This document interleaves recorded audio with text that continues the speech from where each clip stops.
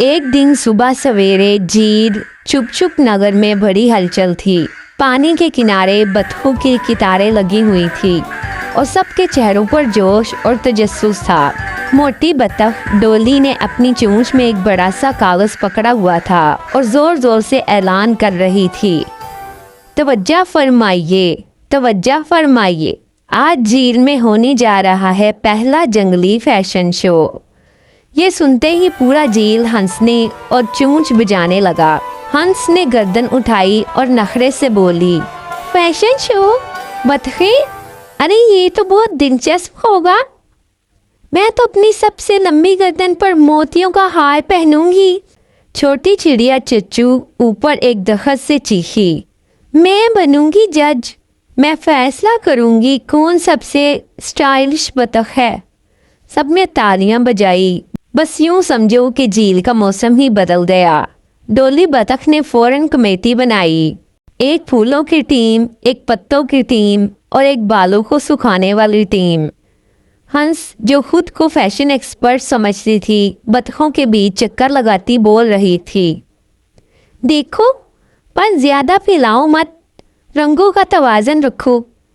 नीला सब पर नहीं जचता, समझी? पप्पू बतख, जो सबसे शरारती थी, पानी में छलांग लगाकर बोली, मैं तो अपने परों पर झील के बुलबुले चिपकाऊंगी ताकि जब मैं चलूं तो चमकूं।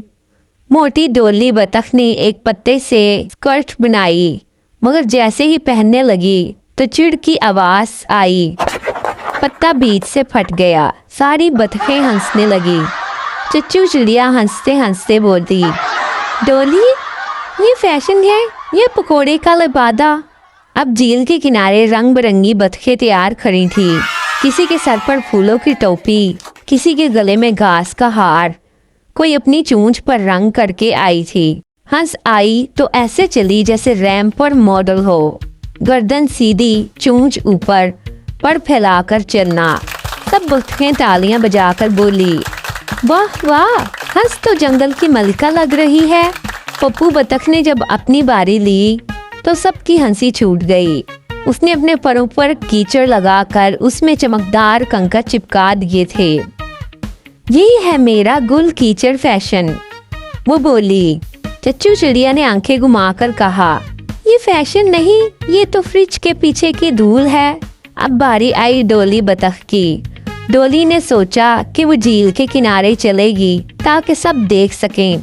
वो चलती गई, पर अचानक उसका पाँव किसी काई पर पड़ा और वो सीधी पानी में जा गिरी। पानी के छींटे उड़े, चच्चू चिड़िया गीली हो गई और सब बतखें हंस हंस के लोट-पोट हो गई। पप्पू बोली, डोली, तुमने तो रैंप वॉक को स्विमिंग शो में बदल दिया। डोली ने पानी से सर निकाला, बाल बिखरे हुए, और मुस्कुरा कर बोली, कम से कम मैंने फैशन शो में एंट्री तो सबसे धमाकेदार दी। शो खत्म होने के बाद सब बतखें झील के किनारे आईने की तरह चमकते पानी में खुद को देखने लगी।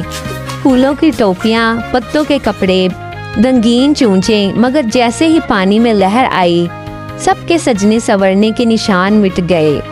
डोली खामोश हो गई। हमने इतनी मेहनत की, मगर पानी ने सब धो दिया। तब छोटी चिड़िया आहिस्ता से बोली, खूबसूरती वो नहीं जो मिट जाए, खूबसूरती वो है जो दिल में रहे, जैसे तुम सबकी हंसी, मोहब्बत और दोस्ती। सब बतखें रुक गई। डोली ने सर झुकाया। हाँ, चिड़िया ठीक कहती है, हम सब अपनी असलियत में ही खूबसूरत हैं। चिड़िया ने ऐलान किया, मैं जीतने वाली का नाम लेती हूँ और वो है सबकी दोस्ती। पप्पू बोली, अरे मतलब एक भी इनाम नहीं? चिड़िया हंसकर बोली, इनाम ये है कि सब पानी में छलांग लगाओ और अपनी असली खूबसूरती दिखाओ। फिर सारी बतखें जोर से क्वां क्वां करती पानी में कूद गई। हंस ने भी अपनी गर्दन लटकाई और कहा, ठीक है, थोड़ा सा मेकअप धो लेती हूँ, और वो भी कूद गई। झील में हंसी, छींटे, दोस्ती और खुशी की लहरें फैल गई। उस दिन बतखों ने सीखा कि फैशन कपड़ों और ज़ाहरी चीज़ों से बढ़कर खूबसूरती दिल की नरमी, दोस्ती और हंसी में होती है। डोली ने आखिर में चिड़िया से कहा, तुम सच कहती हो चच्चू। अगली बार हम फैशन शो नहीं मुस्कुराहट का शो करेंगे। चिड़िया ने खुश होकर पर आए और मैं फिर से जज बनूंगी, लेकिन इस बार जीतेगा वो जो सबको हंसा दे। झील फिर गूंज उठी।